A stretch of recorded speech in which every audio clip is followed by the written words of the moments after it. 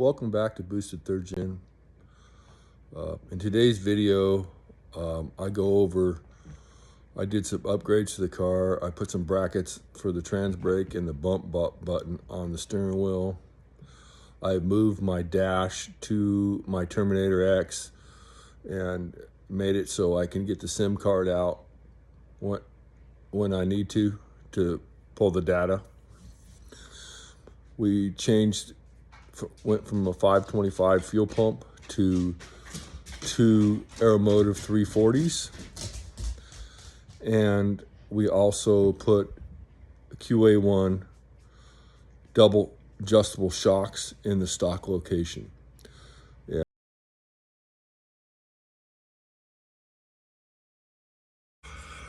Okay. We bought these Summit Racing brackets here, and what I did is I drilled through the steering wheel, and it comes with 632 screws, but they're not long enough, so I went to Home Depot and bought some longer 632 screws. And there's not a lot of metal here, so what I did, this one's drilled through the metal, these two are sandwiched in between.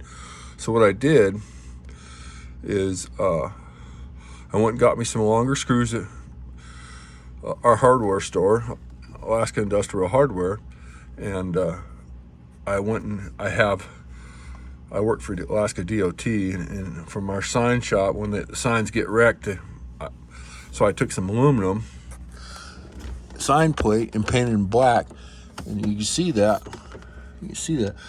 I sandwiched that. I drilled through the steering wheel, right, and sandwiched those brackets. I got to cut these bolts off. Yep, they're a little bit long, but I sandwiched that through there on both sides. You can see that. That's how I put my steering wheel on, my trans brakes. And I got, this is the trans brake, and this button's the bump. So, and I put, it's got a tilt, let's see.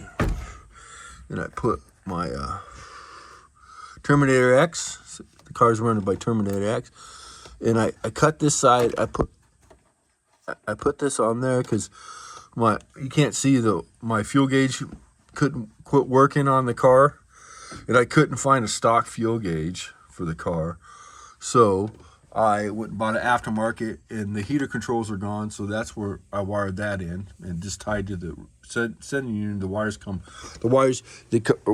through here on the floor of the car, right through there and underneath here, and I just tied it where they come out right here. There's a block, and I cut that where the sending unit and ran it through the dash and up through there. And I got the dash out because I've been doing some wiring. It's easier to get to from up here. So, and this button right here is for my trans brake. So when I'm driving on the street, I just have this button on, right, and that will activate my trans brake. But if I got this down, my trans brake won't do nothing.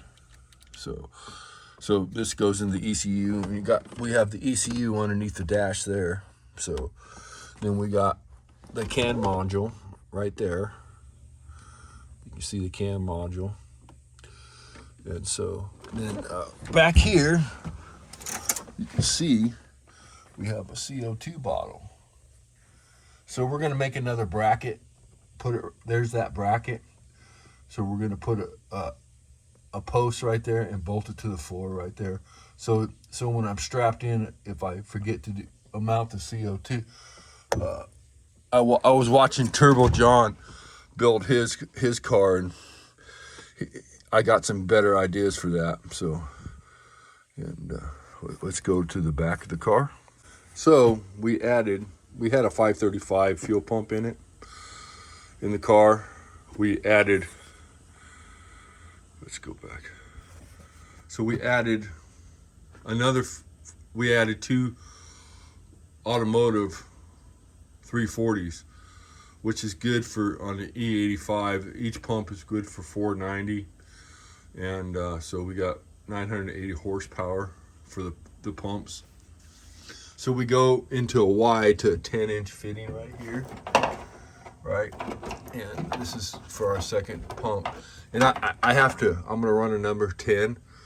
We are at a number 10 to the pump wire. And right now, this is the feed line right here is to the feed line to it, to the first pump is right here. It's a little small, so that's the main pump. And that's what I ran on the 5. I didn't have any problem with it.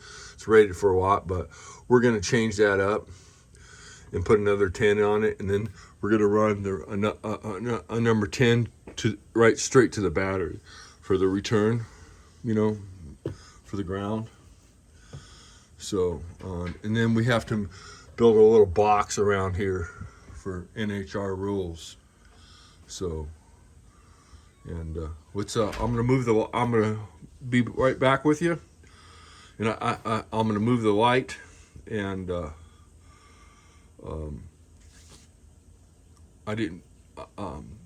show you the shocks.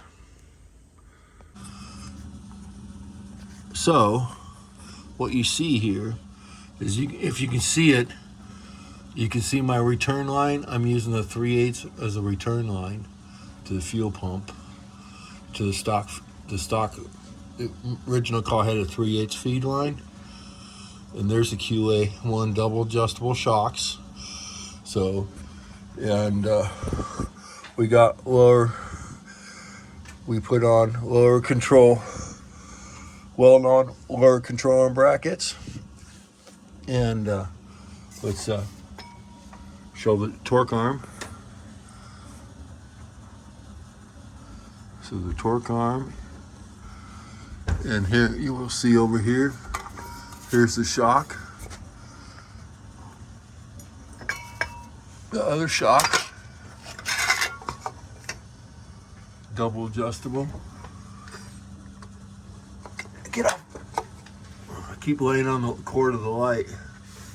There's the double adjustable shocks right there.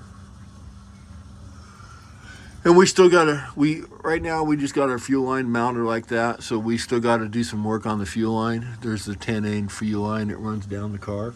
So, and there's the torque arm and the drive shaft loop. Let's see if we can get the